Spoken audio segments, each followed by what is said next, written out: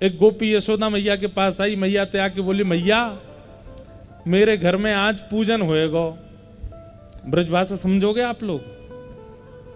मेरे घर में आज पूजन होएगा। मैया बोली, अच्छा तो मैया आपके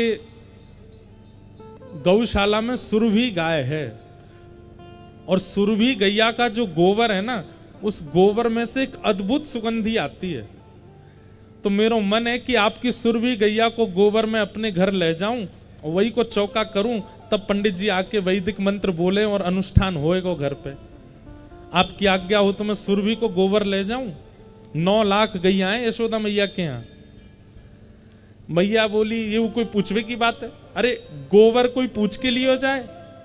सामने गौशाला, इतनी गैया हैं, गोबर कर रही हैं, जा सुरभि को ले ले, थोड़ा बहुत गोबर ले जा अपने घर।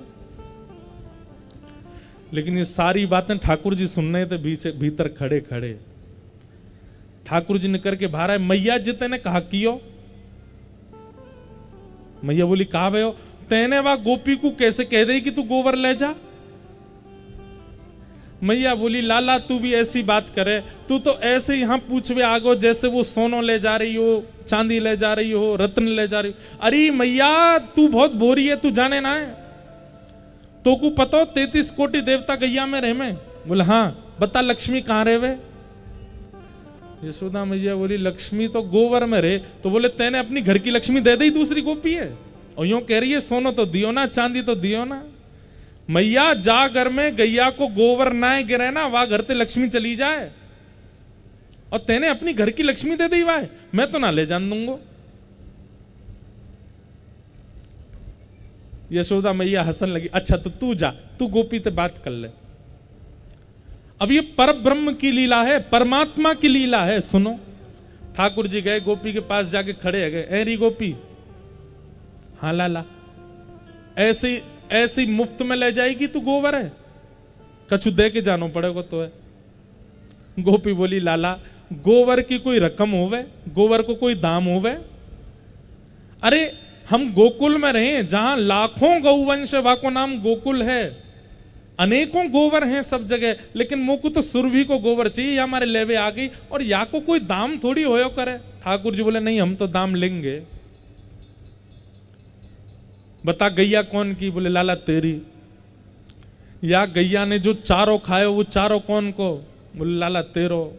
वह चारों को पैसा दे के खरीद के कौन लाया? बोले हमारे पिताजी। वह चारे को कौन ने खाया? वो गैया ने। गैया ने खा के भीतर गोबर बनाए के कियो, तो गोबर कौन को? लाला गोबर भी तेरो। तो तू कैसे ले जाएगी? छोड़ यहीं पे। नहीं ले जान दे रहे। गोपी बोली, लाला मेरे घर उत्सव होएगा। बोले दाम दे दे और ले जा। बोले कहा दाम दूं, तू बता। बोले तू जितनो गोबर ले जाएगी उतनो अपने घर को मक्खन दे जा। हमारे यहां गोबर के बदले मक्खन मांग रहे हैं। जितनी परात गोबर ले जाएगी उतनी परात भर के मक्खन दे जा। गोपी बोली, लाला मक्खन तो बहुत महंगो होवे, मक्खन की गोबर ते कहा तुलना? बोले ना, हमारा तो गोबर भी मक्खन के समान है, ना है तो कभी रोटी पे चुपड़ के खाई लियो, हमारे गोबर है। आनंद आ जाएगा तो। गोपी बोली, अच्छा ठीक है, मैं मक्खन दे जाऊंगी, मुझे जान दे। अब गोपी जैसी परात उठाए के ले जाने लगी। ठाकुर जी बोले, एक बात बता, अब तू कितनों गोबर ले जाएगी, बाकी गिनती कौन करेगा? गोपी बोली, गिनती तो लाला तो ये करनी पड़ेगी। ठाकुर जी बोले, भाई मैं अभी तक विद्यालय गयो ना हूं, मुझको गिनती आवे ना है, मुझे तो गिनती ना आवे, मैं किस करूंगा? गोपी कछु और रास्ता बता, गिनती कैसे होएगी? तो गोपी बोली, अच्छा लाला एक बात बताओ। बोले हाँ, मैं जितनी परात उठाऊंगी, तो जैसे एक परात उठाऊंगी तो वहां मैं तेरे नेक्स्ट 100 गोबर निकाल के तेरे गाल पे चिपका दूंगी, और जितनी बार गोबर ले जाऊंगी उतनी बार गोबर निकाल तेरे मुंह पे चिपका दूंगी, और अंत में यशोदा मैया ते तू गोबर गिनवा लियो कितनी बिंदी है, उतना मक्खन दे जाऊंगी। ठाकुर जी बोले, हाँ जे बात, जे बढ़िया। अब गोपी गोबर उठावे, वहां में से नेक्स्ट 100 गोबर को टीपा निकाल के ठाकुर जी गाल पे चिपका दे, ठाकुर जी के माथे पे चिपका दे। हर बार जितनी बार, अब गोपी के काम तो हो चुका पूरा, जितना गोबर चाहिए उतना ले जा चुकी है, लेकिन ठाकुर जी के गाल पर गोबर लगाने में इतना सुख मिल रहा, बार बार आ रही है, यहाँ लगा दे, कभी यहाँ लगा दे, कभी यहाँ लगा दे, कभी नाक के ऊपर और ठाकुर जी भी इतने आनंद से लगवा रहे हैं कि आज तो मेरे मुंह में पानी आ रहा है। दूसरी गोपी के घर तक मक्खन आवेगो, घर पे आनंद आवेगो। ठाकुर जी इतने प्रसन्न है रहे हैं, जैसे कोई बालक को पिताजी कहते हैं चॉकलेट दिलाऊंगा तो बालक उछलने लगता है, चॉकलेट मिलेगी, ऐसे ठाकुर जी बड़े आनंद में आज हमारे घर दूसरी गोपी के घर तक मक्खन आवे को। कमी नहीं है घर में, लेकिन बच्चों का स्वभाव है दूसरे के घर की सामग्री ज्यादा बढ़िया लगती है।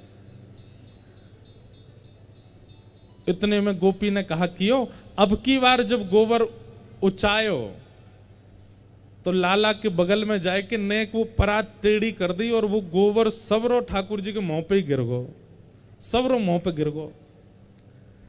जैसे ही मुंह पे गोबर गिरो ठाकुर जी दौड़े दौड़े गए, देख मैया देख, या गोपी ने कहा कियो, देख मेरे संग कहा कर दियो, पूरे ठाकुर जी गोबर में है गए।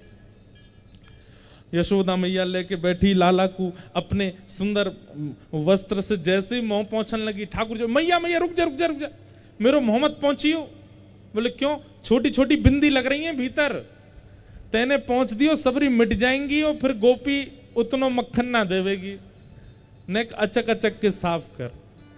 यशोदा मैया जोर से हंसन लगी, बोले वारे लाला, तेरे घर में घी को कुआ है, तेरे घर में मक्खन के पहाड़ खड़े हैं, लेकिन फिर भी दूसरी गोपीन के घर को मक्खन खावे को तू कैसो आदि है। ना मैया तू धीमे ते हटा, बिंदी ने गिन कितनी बिंदी है और उतनी बिंदी मुझको बता दे, मैं बाकी यहां तो मक्खन लेके आऊंगा। ये हैं ठाकुर जी, ये वो परमात्मा हैं जिनके मुस्कुराहट से पूरी संसार बन जाता है और जिनके जरा सी भ्रकुटी टेढ़ी करने पर नूतन प्रलय हो जाता है, जिनकी श्वास लेने पर समुद्र में तूफान आ जाते हैं, जिनके बैठ जाने से सूर्यास्त हो जाता है, जिनके खड़े होते ही सूर्य उदय हो जाता है, जिनके नेत्रों पर सारा ब्रह्मांड नृत्य करता है, वो परमात्मा ब्रज में जाकर के ऐसी लीला करते हैं, अपनी प्रभुता भूल जाते हैं, अपनी श्रेष्ठता भूल जाते हैं। क्यों? ताकि हम कलयुगी जीवों को सामान्य लीला से भक्ति के मार्ग पर ला सकें। ज्यादा ज्ञान परख और ज्यादा वैदुष्य परख लीला नहीं की ठाकुर जी ने, ताकि हम कलयुग के लोगों को भक्ति मार्ग स्वीकार करने में कठिनाई ना हो, इसलिए।